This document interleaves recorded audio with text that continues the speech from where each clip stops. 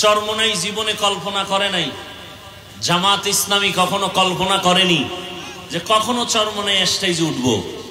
চরমোনাই কখনো কল্পনা করেনি জামাত ইসলামের সাথে এক হবে। কিন্তু তারা কাছাকাছি চলে আসছে। যাদেরকে নিয়ে টেনশন ছিল না তাদের নিয়ে টেনশন।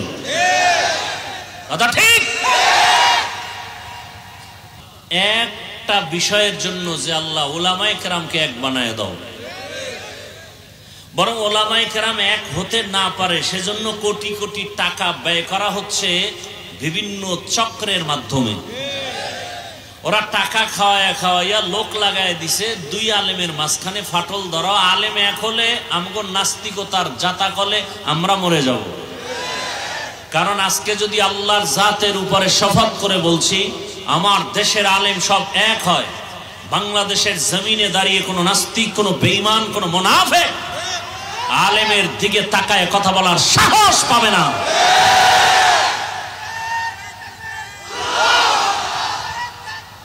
ভাইয়ের আমার, আগুন আর পানি এক হওয়ার কথা না, কথা কিন্তু মানুষ জীবনে কল্পনা করেনি।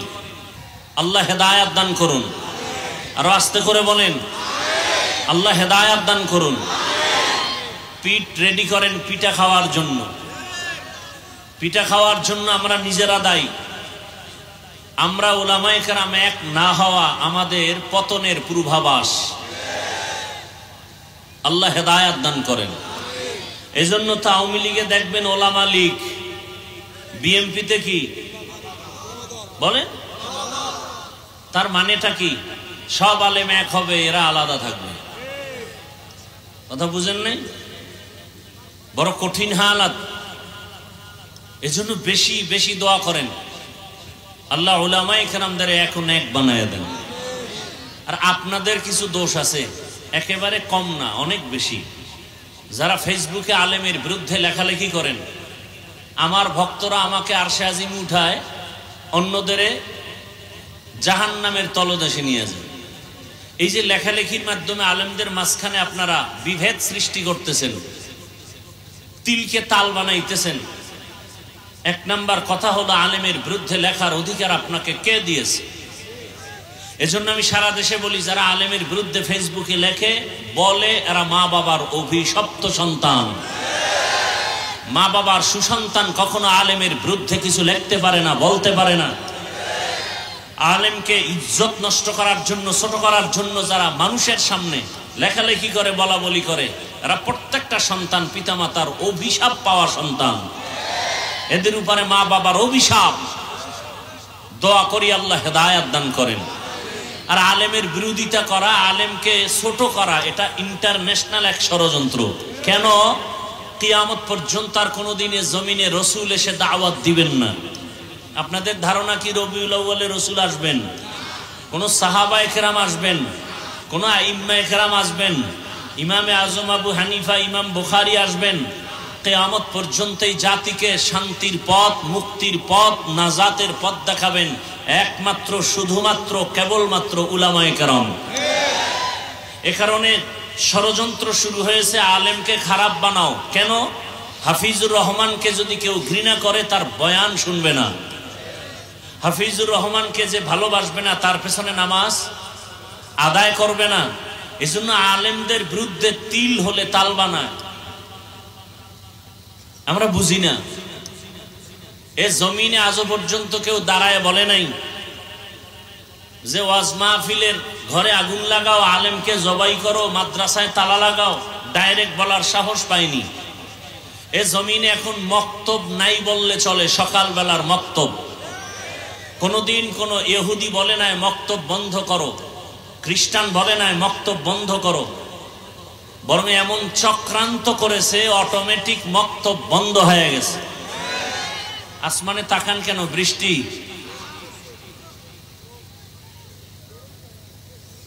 এদিকে খেয়াল করেন ভাইরা আমার, খুব কঠিন খেয়াল করেন। তাহলে মক্তব বন্ধ হয়েছে এমন কৌশল। কি কৌশল? এটা কৌশল না, আমি বলি এটাকে অপকৌশল। কৌশল না অপকৌশল? অপকৌশল। কি সে অপকৌশল? সকালবেলা বাচ্চারা মক্তবে যাবে, বহু চিন্তা ভাবনা করে সেই টাইমে স্কুলের টাইম দেওয়া হয়েছে। কি হলো ফলাফল? মুয়াজ্জিন সাহেব যখন আজান দিতে উঠবেন, আম্মাজান উঠবেন সন্তানকে কেজিতে পাঠাবার জন্য। সুবিধা কি? আসা যাওয়ার গাড়ি ফ্রি, বই ফ্রি, নাস্তা ফ্রি। কথা ঠিক? এখন সকালবেলা বাচ্চারা স্কুলে যায়, মক্তব নাই, বন্ধ করো বলা লাগেনি, অটোমেটিক মক্তব বন্ধ হয়ে আছে। আমরা অনেকে বুঝি না। আল্লাহ আমাদের সহি বুঝ দান করেন। ইনশাআল্লাহ তো বেশি বেশি কি পড়ব? দরুদ শরীফ কতবার প্রতিদিন? 300 বার। কেমনে পড়বেন 300 বার? হাত পায়ে এরকম আটকাইয়া পড়লে কি মনে রাখা যাবে?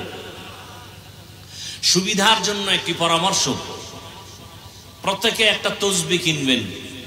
কি কিনবেন? কয় টাকা দাম? 20-25 টাকা, আরো বেশি দাম আছে, কম দাম আছে। একটা তসবিহ হাতে নিবেন। তসবিহ হাতে নিয়ে আমল করা, এটা সুন্নতে সাহাবা। এটা কি সুন্নতে? বলেন, এটা সুন্নতে সাহাবা। সাহাবায়ে কেরামদের সুন্নত তসবিহ পড়ে আমল করা। শুধু নিজে কিনবেন না। আমার যুবকদের কাছে দাবি, তোমার আম্মাজানকে একটা তসবিহ কিনে দিবা, তোমার ঘরের বোনকে একটি তসবিহ কিনে দিবা। তারা যত আমল করবে এর সওয়াব তোমার আমল নামায় চলে আসবে। আমার জানা মতে, তদন্ত করে আমি যতটুকু বুঝতে পেরেছি, জানতে পেরেছি, পৃথিবীতে সার্বজনীন নফল মুখের আমল, শ্রেষ্ঠ পাওয়ারফুল আমল 2টা পেয়েছি। এর থেকে পাওয়ারফুল কোনো আমল নাই। মৌখিক নফল সার্বজনীন 1 নম্বরের আমল ইস্তেগফার, দ্বিতীয় আমল হলো দরুদের আমল। কেউ যদি 300 বার দরুদ পড়ে আর প্রতিদিন 300 বার ইস্তেগফারের আমল করে, ইস্তেগফারের পাওয়ার কত! রাত আসলে যেমন দিন থাকে না, দিন আসলে রাত থাকে না, ইস্তেগফারের আমল যারা কন্টিনিউ করবে তার আমল নামায় কোনো গুনাহ থাকবে না। দরুদ এমন পাওয়ারফুল আমল। নবীজি বলেন যে দোয়ার শুরু শেষ দরুদ নাই, ওই দরুদ আরশে আজিমে যাবে না। আমরা নিয়ত করি ইনশাআল্লাহ প্রতিদিন ইস্তেগফার 300 বার পড়ব এবং 300 বার দরুদের আমল করব। আল্লাহ আমাদের তৌফিক দান করেন। নিয়ত করছেন সবাই? আর দরুদের মধ্যে শ্রেষ্ঠ দরুদ যেটা আমরা নামাজে পড়ি, সময় থাকলে এটা পড়বেন, না হয় ছোট অংশ যেটা পড়লাম সাল্লাল্লাহু আলাইহি ওয়া আলিহি ওয়াসাল্লাম, এটা পড়বেন। আপনি শুধু এটা তো 300 বার পড়লেন, বাকি টাইম হাঁটতে, চলতে, উঠতে, বসতে কত মুসিবত দেখলেই, অন্তরে কোনো গুনাহের আকর্ষণ আসলেই ইস্তেগফারের আমল আর দরুদের আমল ইনশাআল্লাহ। বয়ান তো আপনারা জানেন, শুনেন। আজকে কিছু কথা বলি, খুব খেয়ালের সাথে শুনেন, নিজের পুঁজি হিসাবে গ্রহণ করার চেষ্টা করেন। আল্লাহ সবাইকে তৌফিক দান করেন।